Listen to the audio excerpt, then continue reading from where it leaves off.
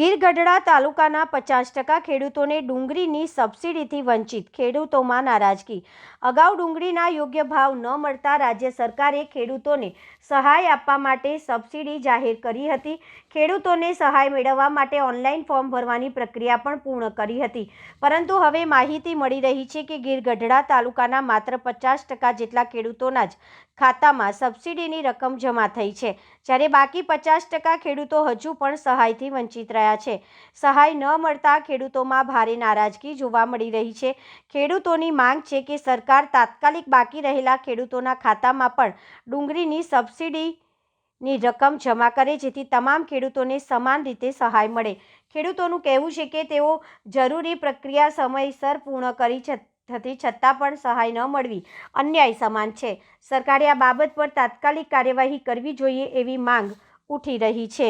શાંતિભાઈ કાનાભાઈ કાંધી ગામ મારું અને તાલુકો ગીર ગઢડા અને જિલ્લો ગીર સોમનાથ। અમારે સાહેબ એવું કહેવાનું થાય કે જે 2025માં જે શિયાળુ પાક હતી ડુંગળી, કે જે તે સમયે માવઠામાં જે ડુંગળી પલળી ગઈ અને એ મુદ્દો લઈ અને જે મવા યાર્ડે સરકારને રજૂઆત કરી હોય કે ભાઈ સરકાર ખેડૂને આ પૈસામાં કાંઈક નાખવું જોઈએ, ખેડૂતમાં પાયમાલ થઈ જાય, તો એ જે રજૂઆતે રાજ્ય સરકારે સાંભળી અને 2 રૂપિયા નાખવાનું નક્કી કર્યું, તો એ 2 રૂપિયાને બદલે હજી કોઈ ખેડૂને આ પૈસા મળવાપાત્ર નથી।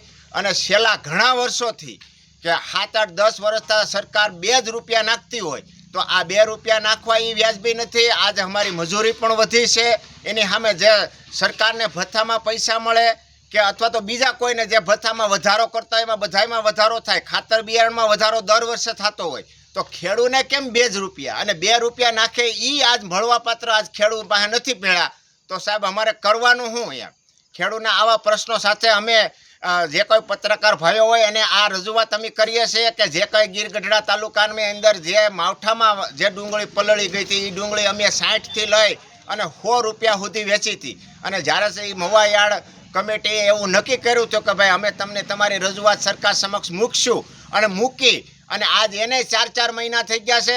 ફોર્મ ભરાયાના એક ફોર્મ ભરવાના 150 રૂપિયા લેખે અમે એ ખર્ચો કર્યો, છતાં પણ આજે સાહેબ એ પૈસા અમને મળવાપાત્ર નથી। તો એના માટે કાંઈક ખેડૂતને પૈસા મળે અને ખેડૂત કાંઈક ઊભો થાય એવી કાર્યવાહી અમે સરકારશ્રીને રજૂઆત કરીએ છીએ।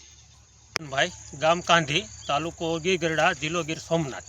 સાહેબ મારે એક રિક્વેસ્ટ એ છે કે ડુંગળી અમે પકવીએ છીએ, યાર્ડ મથકે લઈ જઈએ છીએ, રેડી, તો સાહેબ ત્યાં એવું છે કે અમે છૂટી લઈને જાય તો અમને પોસાય એમ નથી ને ટ્રેક્ટરના ભાડાવાળાને દેવું પડે। તો અમારે રિક્વેસ્ટ એવી છે સાહેબ, કટ્ટા અમારે પાસેથી 30-35 રૂપિયાના લે છે, તો એ કટ્ટા જે વેપારી ખરીદી કરે એને 50% અમને દેવા જોઈએ પૈસા, એવું અમારી રિક્વેસ્ટ કહેવાનું છે સાહેબ।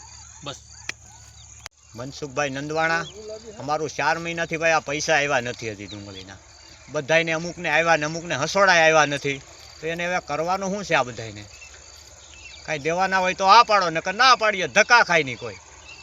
અત્યારે 150 રૂપિયા કે 150 રૂપિયા અમારું શું વળતરમાં થાય ભાઈ?